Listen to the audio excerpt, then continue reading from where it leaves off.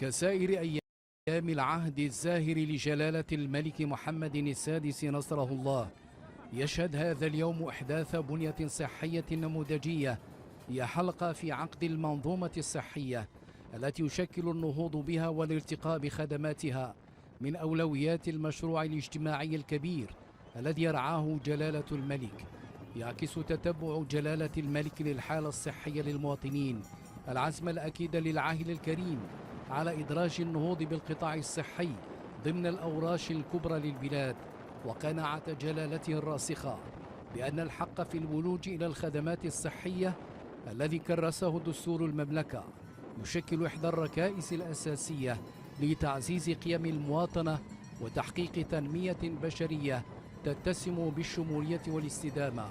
يشهد قطاع الصحة مرحلة جديدة من الإصلاح والتطوير الشامل تنفيذا للتوجيهات السامية لجلالة الملك الذي جعل من النهوض بالمنظومة الصحية أولوية وطنية كبرى في سبيل بناء دولة الرعاية الاجتماعية وتحقيق العدالة الصحية بين جميع المواطنين. لقد أكد جلالة الملك في أكثر من مناسبة أن تمكين المواطنين من خدمات صحية جيدة ومتكافئة يعد حقا أساسيا تلتزم الدولة بضمانه باعتباره أحد أعمدة الكرامة الإنسانية وشرطا لتحقيق التنمية المستدامة. وانطلاقا من هذه الرؤية الملكية المتبصرة تم إطلاق ورش وطني شامل لإصلاح المنظومة الصحية يروم تعزيز قدرة القطاع الصحي على مواجهة التحديات المستقبلية. جعل جلالته من قطاع الصحة أحد الركائز الأساسية في مشروعه التنموي الشامل، إدراكا من جلالته بأن النهوض بالمنظومة الصحية هو شرط أساسي لتحقيق العدالة الاجتماعية وضمان كرامة المواطن المغربي. منذ السنوات الأولى لاعتلائه العرش وجه جلالة الملك إلى اعتماد مقاربة جديدة في تدبير الشأن الصحي تقوم على القرب وتجهيز الحديث والاهتمام بالعنصر البشري مع الحرص على ضمان التغطية الصحية لجميع الفئات دون تمييز. تجسدت الرؤية الملكية في سلسلة من المشاريع المهيكلة التي غيرت وجه القطاع الصحي بالمغرب، فقد تم إنشاء وتجهيز مراكز استشفائية جامعية حديثة لتكون قلاعا طبية تجمع بين العلاج والتكوين والبحث العلمي وتسهم في الحد من معاناة المرضى من التنقل إلى المدن الكبرى. سعيا إلى تحسين الولوج إلى الخدمات الصحية والرفع من جودتها وجعلها في متناول كافة المواطنين، تعززت البنية الصحية والاستشفائية بمدينة الرباط بمنشأة صحية نوعية تتوفر على كافة المرافق الصحية والمعدات الطبية الكفيلة بالاستجابة لحاجيات الساكنة من خلال تحسين ظروف الاستقبال وتكثيف العناية الطبية وضمان الولوج المتكافئ للخدمات الصحية الأساسية. يتعلق الأمر بالمركب الاستشفائي الجامعي الدولي محمد السادس للرباط الذي أشرف جلالة الملك على تدشينه محفوفا بصاحب السمو الملكي ولي العهد الأمير مولاي الحسن، وهو بنية مرجعية دولية تعمل على تطوير عرض ذي جودة عالية على المستوى الوطني في خدمة الجميع مع توفير تكوين من مستوى عال في مهن الصحة. كما أعطى جلالة الملك هذا اليوم تعليماته السامية لافتتاح المركز الاستشفائي الجامعي محمد السادس لأكادير القطب الطبي للتميز الذي سيمكن من إحداث قفزة نوعية حقيقية في عرض خدمات الرعاية الصحية وتكوين الأطباء على مستوى جهة سوس ماسة. المركب الاستشفائي الجامعي الدولي محمد السادس للرباط الذي أنجزته مؤسسة محمد السادس للعلوم والصحة يشكل نموذجا حقيقيا لعهد جديد من البنيات الاستشفائية الحديثة والذكية، مجسدا بذلك رؤية جلالة الملك وعنايته السامية. يعكس هذا الإنجاز أيضا الطموح الرامي إلى تمكين جميع المواطنين من ولوج منصف لخدمات الرعاية الصحية من الجيل الجديد بالاعتماد على مؤسسة استشفائية تدمج الابتكارات الطبية الأكثر تقدما مدعومة ببنية جامعية مرجعية وبحثية. فضلا عن ذلك يجسد إنجاز هذا المركب الدور المحوري الذي يوليه جلالة الملك لتكوين الموارد البشرية في هذا القطاع الحيوي، وعزم جلالته على تمكينها من تكوين ذي جودة يتلائم مع التطور العلمي والتكنولوجي في مجال العلاجات والوقاية والتدبير والحكامة الصحية، وذلك تماشيا مع المعايير الدولية. هذا المركب الذي تم تشييده على مساحة قدرها 280 ألف متر مربع يشتمل على بنيتين متكاملتين هما المستشفى الجامعي الدولي محمد السادس للرباط وجامعة محمد السادس للعلوم والصحة للرباط. المستشفى الجامعي الدولي محمد السادس للرباط الذي تبلغ طاقته الاستيعابية الأولية 600 سرير قابلة للزيادة إلى 1000 سرير، يضم أزيد من 30 قطب للتميز في المجالات الطبية الجراحية والطبية التقنية، تغطي تخصصات من قبيل الجراحة الروبوتية وجراحة الأعصاب وأمراض القلب التدخلية وعلاج الأورام والعلاج الإشعاعي والتصوير الطبي الدقيق. يعد المركز الاستشفائي الجامعي محمد السادس لأكادير الذي يفتتح اليوم في وجه المواطنين طبقا للتعليمات الملكية السامية رمزا حقيقيا للتحديث، وهو أول مؤسسة طبية بإفريقيا تدمج تقنية الربوط الجراحي التي تتيح تدخلات جراحية طفيفة التوغل بدقة متناهية ورؤية ثلاثية الأبعاد بدقة متناهية وظروفا جد مريحة غير مسبوقة بالنسبة للجراح والمريض. بتوجيهات سامية من جلالة الملك محمد السادس حفظه الله،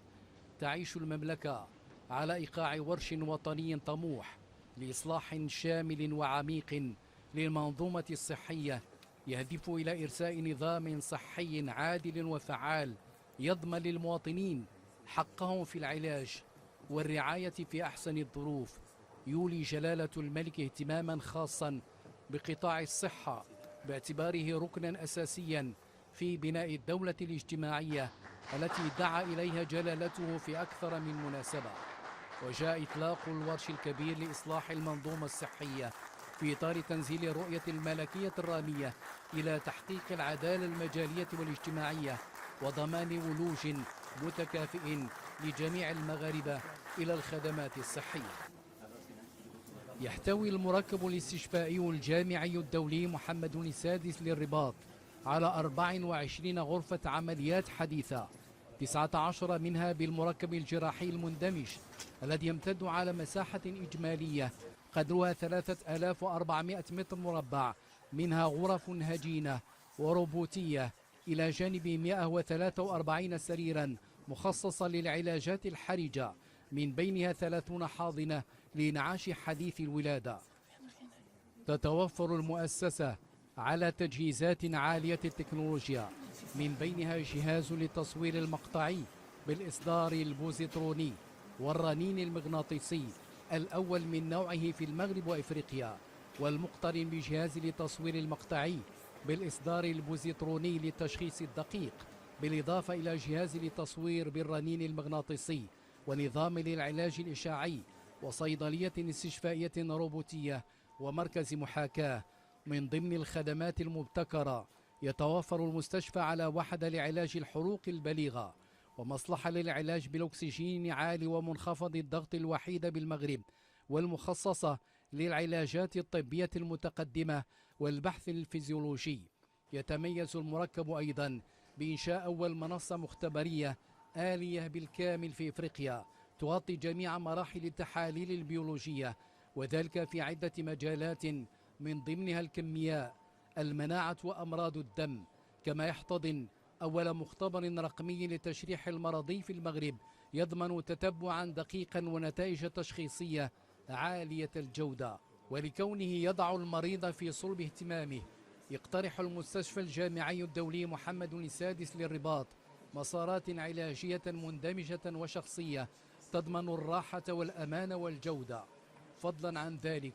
تعد هذه المؤسسة منصة تعليمية متميزة لطلاب جامعة محمد السادس للعلوم والصحة، حيث تتيح لهم الاطلاع على بيئات سريرية وتكنولوجية متطورة. بالنسبة للمركز الاستشفائي الجامعي محمد السادس لأكادير الذي سيفتتح اليوم في وجه المواطنين طبقا للتعليمات الملكية السامية، فقد أنجز على مساحة 30 هكتارا ويوجد بالقرب من كلية الطب والصيدلة. يشتمل المركز الاستشفائي الجامعي الجديد محمد السادس لأكادير على عدة أقطاب: الأم والطفل، الطب والجراحة، الأشعة وأمراض القلب، وجناح مركزي للجراحة، وخمس غرف أخرى للمستعجلات لذوي الحروق البليغة، ومختبر وصيدلية مركزية، ونظام مندمج للتكوين والمحاكاة. القطب الخاص بأمراض القلب بالمركز الاستشفائي الجامعي الذي يضم قاعتين للقسطرة ووحدات للعلاجات المكثفة المزودة بجهاز مراقبة متعدد المقاييس يؤمن التكفل الكامل بالمصابين بأمراض الشرايين التاجي وتلك المرتبطة بدقات القلب.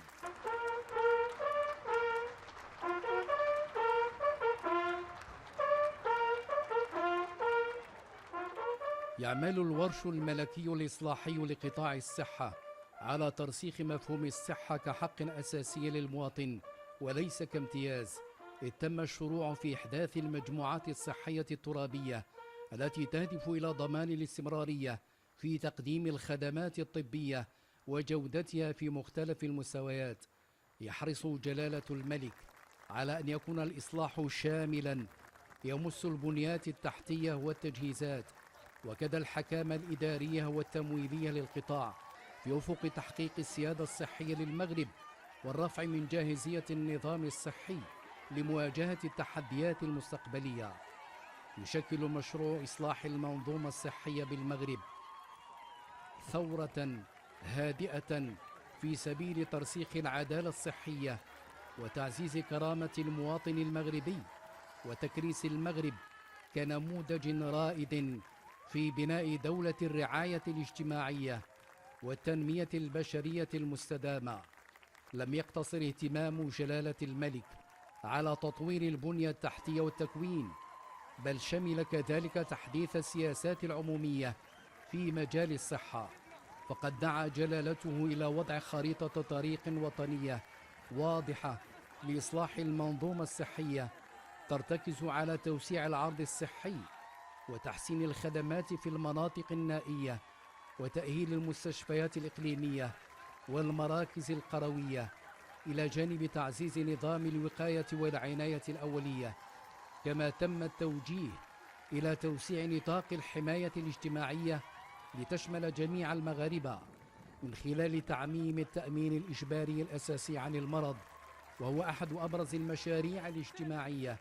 التي يرعاها جلالة الملك شخصيا ويتابع مراحل تنفيذها بدقة. واليوم ومع إطلاق جيل جديد من الإصلاحات في المنظومة الصحية الوطنية، يؤكد جلالة الملك محمد السادس حفظه الله أن الاهتمام بصحة المواطن ليست مجرد أولوية قطاعية، بل هو خيار استراتيجي يعكس عمق التزام الدولة المغربية بحق كل مواطن في العلاج والحياة الكريمة. بفضل الرؤية الملكية المتبصرة، عرف المغرب خلال العقدين الأخيرين طفرة نوعية في المجال الصحي تزاوج بين البناء المادي بالتأهيل البشري والسياسة الاجتماعية بالحكامة الجيدة، لتظل صحة المواطن المغربي في صلب المشروع المجتمعي الذي يقوده جلالته نحو مغرب متضامن عادل ومزدهر. مشروع إصلاح المنظومة الصحية الذي يسير وفقا للتوجيهات الملكية السامية يشكل ورشا مجتمعيا متكاملا يروم ترسيخ مفهوم الصحة كحق أساسي من حقوق الإنسان. ومع تواصل تنفيذ هذا المشروع الوطني الطموح، تتجسد يوما بعد يوم ملامح المغرب الجديد الذي يسير بخطى ثابتة نحو تحقيق الرفاه الاجتماعي والكرامة الإنسانية تحت القيادة الحكيمة لجلالة الملك محمد السادس حفظه الله.